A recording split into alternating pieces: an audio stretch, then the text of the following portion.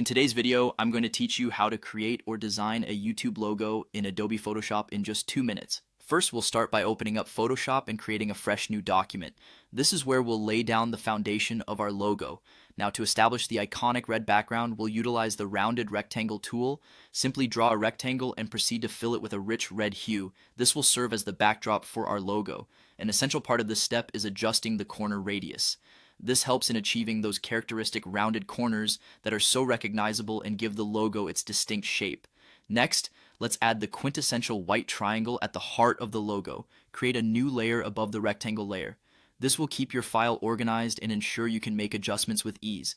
Grab the polygon tool and set it to 3 sides to draw a perfect triangle. Once positioned correctly, fill it with a clean white color, ensuring that it sits seamlessly on top of our red rectangle. With our basic elements in place, it's time to bring some dimensionality to the design.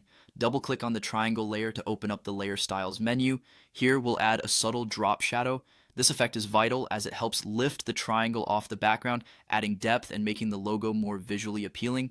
You can also explore additional effects such as bevel and emboss to infuse a more three-dimensional look, should you desire a more dynamic appearance. To refine the look even further, we'll focus on the final touches. Create another new layer, then clip it to the rectangle layer. This allows you to apply effects solely to the rectangle without affecting other parts of the design. Consider adding a subtle gradient or highlight. This not only enhances the logo's polish, but also gives it a contemporary edge, ensuring your design stands out and looks professional. Finally, once satisfied with the design, proceed to save your work. This will ensure all your hard efforts aren't lost and that you're ready to use your logo for all your brand's needs. Remember, practice makes perfect. With each attempt, you'll gain more comfort and a finer touch in Photoshop, especially in crafting sharp designs quickly.